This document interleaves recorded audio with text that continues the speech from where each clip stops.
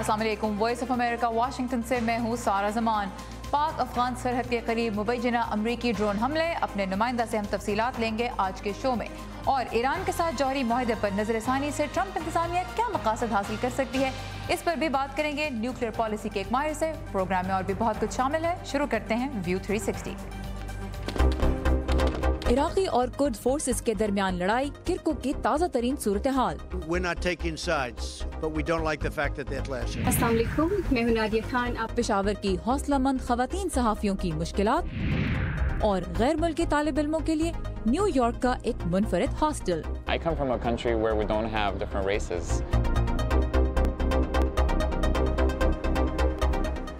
शुरू करेंगे इराक से, जिसके नीम खुद मुख्तार इलाके इराकी कुर्दिस्तान में 25 सितंबर को आज़ादी के रेफरेंडम के बाद से बगदाद के साथ उसके ताल्लुकात सख्त कशीदा हैं। इतवार से जारी ऑपरेशन में इराकी फ़ौज ने किरकुक के करीब कुर्द पेशमरगा फोर्सेस को धकेल कर तेल की अहम तनसीबात का कंट्रोल संभाल लिया है। दाइश के खिलाफ लड़ाई में इराकी और कुर्द पेशमरगा फोर्सेस दोनों ही अमरीकी हलीफ हैं, तो अमेरिका के लिए एक बड़ा चैलेंज भी है जो सूरत हाल पैदा हो रही है। सहर माजिद इस वक्त कैपिटल हिल पे हैं। सहर, इराक की सूरत हाल पर वाशिंगटन से क्या रद्द अमल सामने आ रहा है? जी सारा, अमरीका ने इराकी हुकूमत और कुर्द अफवाज को सब्र तहम्मुल का मुजाहरा करने की तलकीन की है। अमरीका ने इराकी हुकूमत और कुर्द अफवाज दोनों का ही साथ दिया है, लेकिन इस वक्त ट्रंप एडमिनिस्ट्रेशन का कहना है कि वो किसी एक फरीक का साथ नहीं देंगे। मज़ीद तफसीलात जानने के लिए देखते हैं ये रिपोर्ट।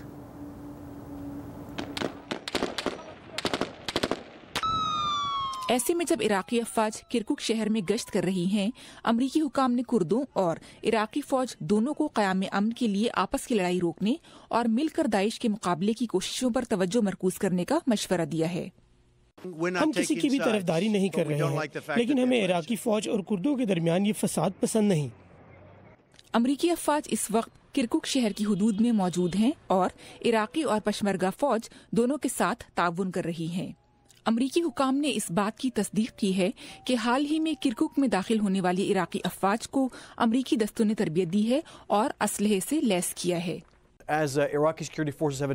इराकी फौज जैसे जैसे आगे बढ़ रही हैं, हम ये देख रहे हैं कि पशमरगा फौज पीछे हट रही हैं। आज सुबह गोलियां चली थीं, लेकिन हमारा ख्याल है कि ये कोई इतना बड़ा मसला नहीं था। अमरीका ने इराकी और पशमरगा अफवाज को तरबियत सिर्फ इस शर्त पर दी थी कि वो इसका इस्तेमाल दाइश से मुकाबला करने के लिए करेंगी, लेकिन अमरीकी तज्जियाकार माइकल ओहेनलन का ख्याल है कि अमरीकी हुकूमत अपनी शर्त मनवाने के लिए दबाव डालने की पोजीशन में नहीं है। मेरा ख्याल है हम ऐसे वादे के पूरे हो जाने की तवक्को नहीं कर सकते, क्योंकि ये एक ऐसे वक्त में किया गया था जब वहाँ के लोग अपनी जिंदगी बचाने की कोशिश कर रहे थे। उन्होंने वही कहा जो हम सुनना चाहते थे।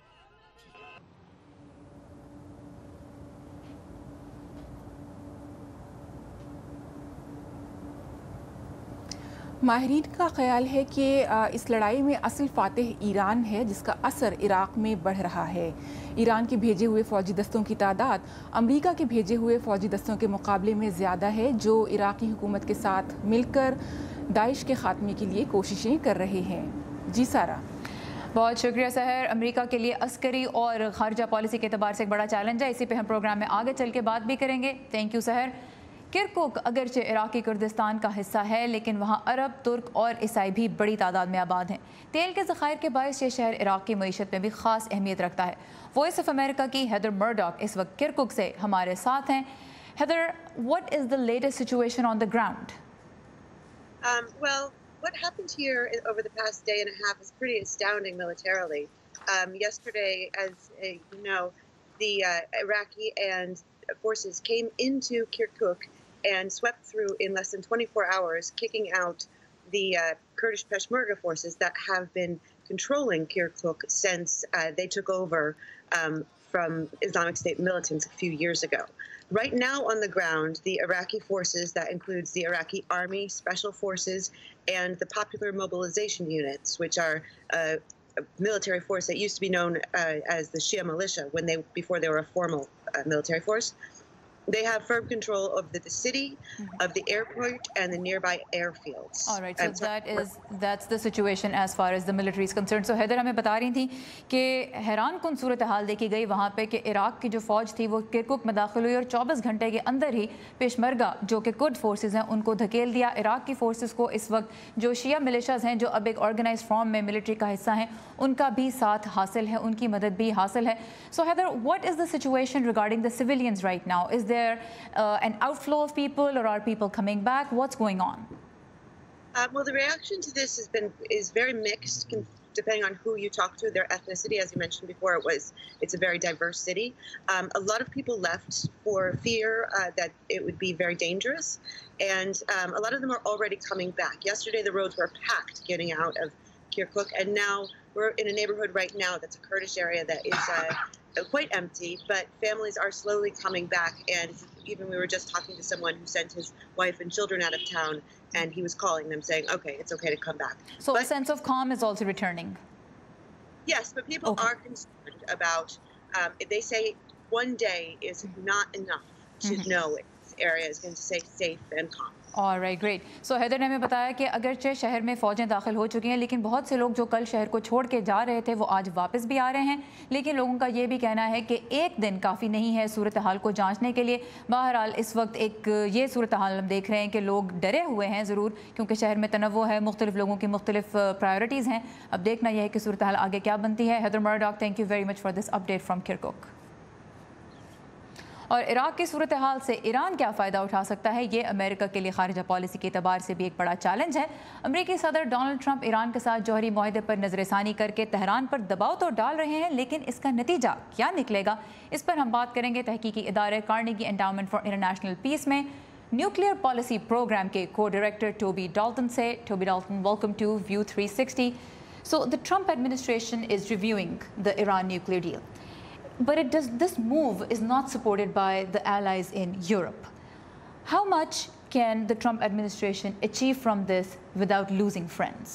I think you have to separate the domestic politics for the Trump administration from the international politics. And it's clear that President Trump came in, said that this was a terrible deal for the United States, and wanted to do something about it. On the other hand, his cabinet is telling him that this deal actually is in the interests of the United States to stay with it. And so they're looking for ways that he can fulfill a campaign promise to do something about the deal while also not alienating our European allies and making the deal fall apart in some way.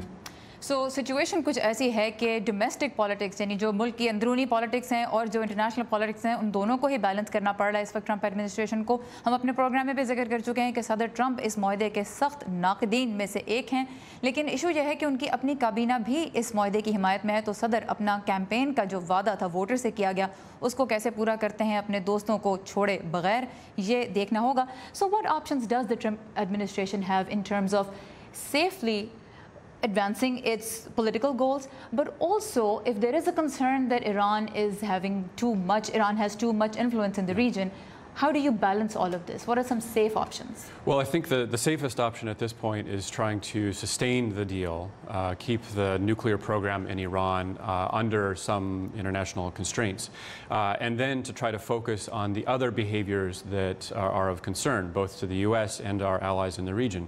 And so in that sense, you hear discussions about additional sanctions measures that would focus more on ballistic missile activity or on Iran's support for proxies or its activities in Syria, for instance, and trying to bring the European allies and others on board with those specific measures.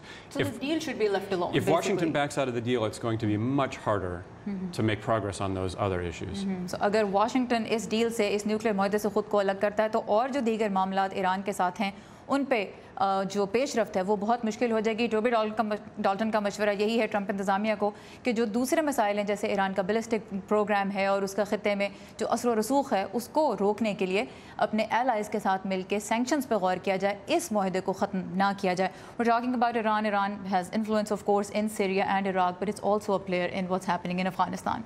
Yesterday the European Union revealed its strategy for Afghanistan, which mainly focuses on nation building in a way. It talks about women's rights, talks about education, anti-corruption measures, supporting the growth of Afghan society. When we look at American strategy, the centerpiece is military strategy. Is this just one more way in which the Europeans are approaching this 16-year-old conflict differently from America, or are these two strategies aimed at complementing each other? I wish I could say that there was some purpose in a complementary approach. I'm not sure that that actually is a good characterization of the process that produced the new Trump administration strategy here, that is indeed focused more on military options and counterterrorism. I think there are differences of views between the European allies and Washington about how to approach this conflict. There are differences of view about the extent to which engagement in a political process, in particular trying to bring the Taliban to the table, should be an integral part of that. These are things that will come back in Washington, I think, but it's going to take some time for the Trump administration to realize that you need a complementary approach. If you could briefly just tell us, is one strategy possibly better than the other? Are the Europeans taking a better way, possibly?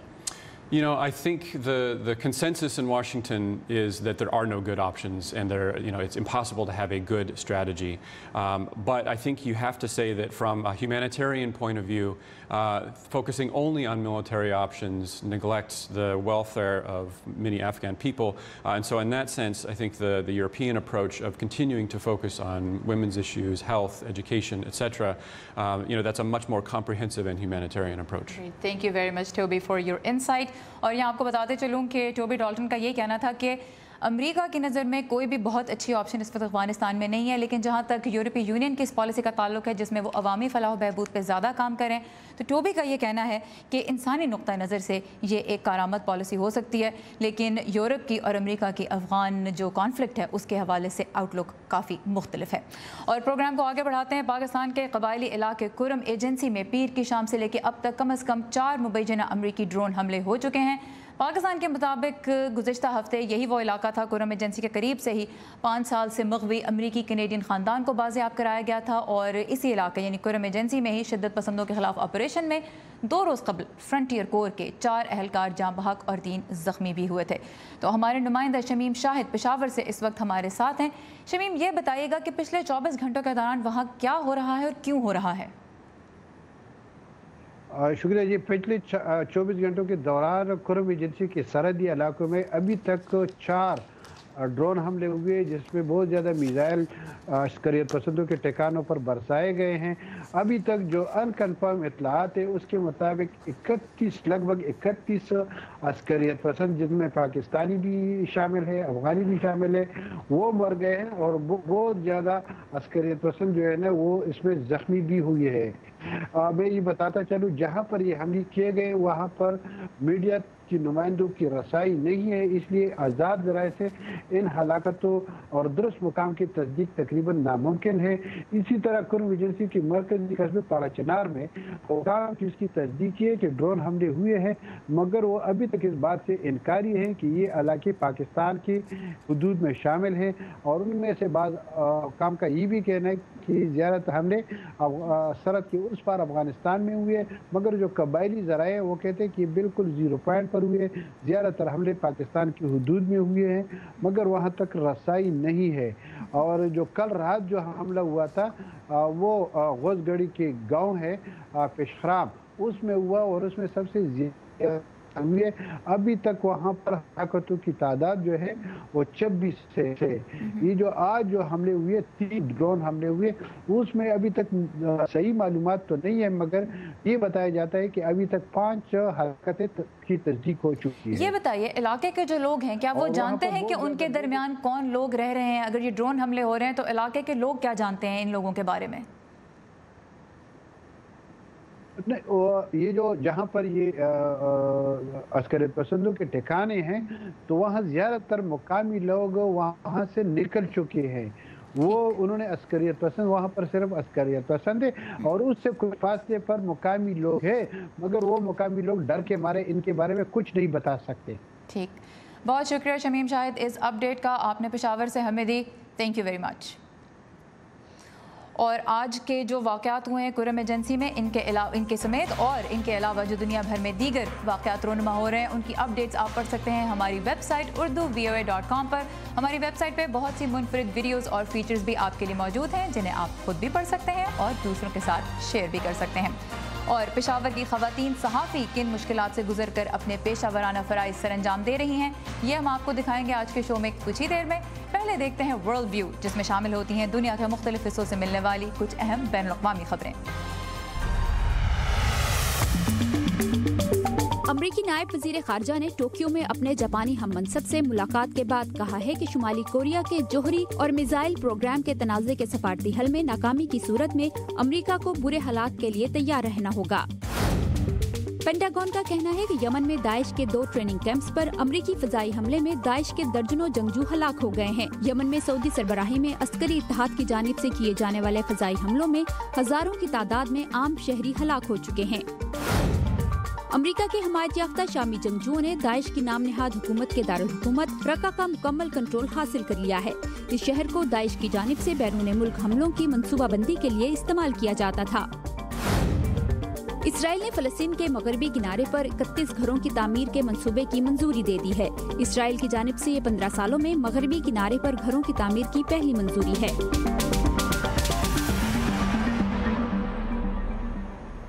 Somalia کے دارالحکومت مقدیشو میں ہفتے کے روز 2 بم حملوں میں ہلاک ہونے والوں کی تعداد 300 سے تجاوز کر گئی ہے. ملک کی تاریخ کے بدترین دہشت گرد حملے کے بعد قوم 3 روز کا سوگ منا رہی ہے. حملے میں 400 سے زیادہ افراد زخمی بھی ہوئے ہیں جن میں وائس آف امریکہ کے صحافی عبدالقادر محمد عبداللہ بھی شامل ہیں. ترکی نے بذریعہ ہوائی جہاز 35 زخمیوں کو علاج کے لیے انقرہ روانہ کیا ہے. ترکی صومالیہ کا اہم حلیف ہے جس نے مقدیشو میں حال ہی میں ایک فوجی اڈہ بھی قائم کیا ہے. اور دنیا کے کئی ملکوں میں صحافی اپنی جان خطرے میں ڈال کر پیشہ ورانہ ذمہ داریاں نبھا رہے ہیں. پاکستان میں اس سال اب تک 3 صحافی قتل ہو چکے ہیں جبکہ کچھ دوسرے نامعلوم افراد کی دھمکیوں اور پوچھ گچھ کا سامنا کر چکے ہیں. اتوار کے روز غیر ملکی نشریاتی ادارے مشال ریڈیو کے صحافی شاہ نواز ترگزئی کو ضلع چارسدہ کے علاقے شب قدر میں صحافیوں کے ایک مرکز سے اغوا کیا گیا جبکہ قبائلی علاقے سے ہی تعلق رکھنے والے ایک اور سینئر صحافی اسلام گل آفریدی اسلام آباد سے پشاور آتے ہوئے لاپتہ ہو گئے تھے. دونوں صحافی پیر کو گھر واپس پہنچ گئے لیکن ان کے علاوہ سوات یونیورسٹی میں زیر تعلیم نوجوان صحافی جنید ابراہیم کا خاندان اب بھی ان کا منتظر ہے. تو ایسا ماحول جس میں مرد صحافیوں کے لیے کام کرنا آسان نہیں اس میں خواتین کو کن مسائل کا سامنا کرنا پڑتا ہے اور آگے نکلنے کا حوصلہ انہیں کیسے ملتا ہے اس بارے میں دیکھتے ہیں پشاور سے عمر فاروق کی یہ رپورٹ. زینت بی بی گزشتہ 7 سال سے ریڈیو صحافت سے وابستہ ہے. اس وقت وہ پشاور میں قائم پختونخوا ریڈیو سے نفسیاتی صحت پر ایک پروگرام کر رہی ہیں. زینت بی بی کا کہنا ہے کہ پشاور میں صحافت کے شعبے سے منسلک رہنا گو کہ آسان نہیں مگر انہوں نے اس کا انتخاب خوب سوچ سمجھ کر کیا ہے. جب آپ کوریج کے لیے جاتے ہیں تو آپ کو روڈز پہ بھی جانا پڑے گا, آپ کو مختلف قسم کی اسٹرائکس وغیرہ بھی کور کرنی پڑیں گی, آپ کو کہیں پہ بم ایکسپلوژن ہوا ہے اس طرح کے ایونٹس کو بھی کور کرنا پڑتا ہے. تو اس میں خواتین کے لیے تھوڑا سا ایک تو ہراسمنٹ کا مسئلہ ہو جاتا ہے کہ جب وہ روڈ پہ جا رہی ہوتی ہیں کوریج کے لیے تو لوگ ان پہ مختلف قسم کے کمنٹس پاس کرتے ہیں, ان پہ ان کا مذاق اڑاتے ہیں اور مختلف قسم کے مسئلے ان کو پیش آتے ہیں. نادیہ خان کا تعلق وزیرستان ایجنسی سے ہے. وہ گزشتہ 5 سالوں سے مختلف اخبارات اور ریڈیوز میں مردوں کے ساتھ صحافتی خدمات سر انجام دے رہی ہیں. کئی خواتین کو شکایت ہے کہ میڈیا آرگنائزیشنز میں ان کے ساتھ ہمیشہ مساوی رویہ اختیار نہیں کیا جاتا بلکہ انہیں مخصوص فیلڈ پر ہی کام کرنے تک محدود رکھا جاتا ہے. دیکھیے ٹیررزم ایک ہارڈ کور بیٹ ہے اور یہ ہمارے جو ایڈیٹرز ہیں یا ہمارے جو بیورو چیفز ہیں یا جو ہمارے اداروں کے ہائی اپس ہیں تو ان کی یہ کوشش ہوتی ہے کہ اس طرح کے بیٹس ہیں تو وہ میلز کو زیادہ دیا کریں کیونکہ وہ یہ سمجھتے ہیں کہ شاید فیمیلز کی اتنی ایکسپرٹیز اس کے اوپر نہیں ہے یا ان کے پاس شاید اتنا نالج نہیں ہے یا وہ اتنی کریجس انف نہیں ہے کہ وہ فیلڈ جا کے ان ایشوز کو کور کریں. ایک اندازے کے مطابق پشاور میں قریب 25 خواتین میڈیا انڈسٹری میں کام کرتی ہیں. دہشت گردی سے متاثرہ شہر میں خواتین صحافیوں کو اکثر دھمکیاں بھی ملتی رہتی ہیں. एक तो उनको मुख्तलिफ तरीके से थ्रेट्स भी मिलते हैं। बिसाइड्स दिस अगर हम देखें तो डिजिटल सिक्योरिटी के भी उनके इश्यूज़ चल रहे होते हैं, ख़वातीन को वो प्रॉब्लम्स भी होती हैं। और वॉर अफेक्टेड एरिया की अगर हम बात करें तो वो और ही ज़्यादा थ्रेटनिंग हो जाता है एक ख़ातून के लिए कि एक तो वो ख़ातून है, ऊपर से हम एक कंजर्वेटिव एक कदामत पसंद सोसाइटी में रहते हैं, उसके बाद फिर अगर हम ये देखें कि साथ में यहाँ पे दहशत गर्दी भी है तो वो मसले उनके लिए बहुत ज़्यादा बढ़ जाते हैं। अस्सलाम वालेकुम, मैं हूं नादिया खान। नादिया खान कहती हैं कि मीडिया दफातर में कुछ अनासिर ख़वातीन को हरासा भी करते हैं और उनके काम में रुकावटें डालते हैं। बाज़ जगहों पे या बाज़ इदारे ऐसे हैं जहाँ पे कुछ ऐसे एलिमेंट्स हैं कि जो शायद आपको इतना कंफर्टेबली काम ना करने दें, लेकिन फिर अगर देखिए जब आप एक जर्नलिस्ट होती हैं तो आप आई थिंक एम्पावर इनफ होती हैं कि फिर आप इस तरह के इश्यूज़ को टैकल कर सकते हैं और आप देख सकते हैं कि मैं किस तरह कंड्यूसिव इन्वायरमेंट अपने लिए क्रिएट करूँ, फिर इसमें काम करूँ। पश्तून माशरे में मसाइल और मुश्किलात के बावजूद सहाफ़त के शोबे से वाबस्ता रहना एक दलेराना फ़ैसला है जिसे नादिया खान और इस जैसी दूसरी बाहिम्मत ख़वातीन ने अपने लिए पसंद किया है और कदामत पसंद माशरे में ख़वातीन को बाइख्तियार बनाने में अपना किरदार अदा कर रही हैं। Umar Farooq, voice of America, Peshawar.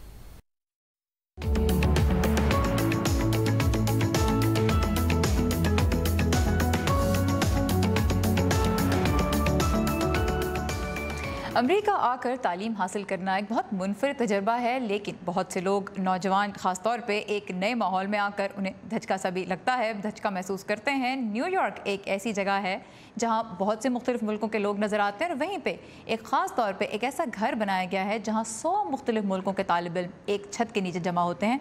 वो एक दूसरे से क्या कुछ सीखते हैं, आइए देखते हैं। नौजवान प्रोफेशनल्स के लिए अमेरिका के सबसे बड़े शहर में रहने के फ़ायदे हैं, लेकिन अगर आप ये नहीं जानते कि आगाज़ कहाँ से करना है तो कम्युनिटी का होना फ़ायदेमंद हो सकता है। इंटरनेशनल हाउस के बगैर न्यूयॉर्क बहुत से लोगों के लिए एक इंतहाई तन्हाई वाली जगह हो सकती है। नाइजीरिया की अजीबुल्ला अमजद अपने रिपोर्टिंग के काम से रुखसत लेकर कोलंबिया यूनिवर्सिटी में जर्नलिज्म की तालीम हासिल कर रहे हैं, लेकिन अगर वो पड़ोस में वाक़ई हॉस्टल नुमा इंटरनेशनल हाउस में रिहाइश पजीर ना होते तो न्यूयॉर्क में रहना उनके लिए एक मुख्तलिफ तजर्बा होता। न्यूयॉर्क एक तन्हाई वाली जगह है, अगरचे आसपास बहुत से लोग हैं, मुख्तलिफ सकाफतों और नस्लों के लोग हैं, लेकिन वो आपस में घुलते मिलते नहीं। रिहायशी कमरों की दूसरी जानिब घुलने मिलने की तरगीब सिर्फ जुबानी हौसला अफजाई तक महदूद नहीं। रिहायशी कमरों का डिजाइन छोटा रखा गया है। ऐसा इसलिए है ताकि इनमें ठहरने वाले बाहर कॉमन एरियाज में आएं और एक दूसरे से मिले जुलें, बात करें। डाइनिंग रूम भी डिजाइन के लिहाज से ऐसा है कि हर मर्तबा आपका किसी नए शख्स के साथ बैठने का इम्कान होता है। यहाँ न्यूयॉर्क भर की यूनिवर्सिटी से ग्रेजुएट स्टूडेंट आते हैं जो साल भर होने वाले अपने सकाफती त्यौहार एक दूसरे के साथ शेयर करते हैं। ताहम इनमें से बहुत सौ के लिए आपस की गुफ्तगू मजबूत रिश्तों और शख्सियत की बेहतरी की बुनियाद बनती है।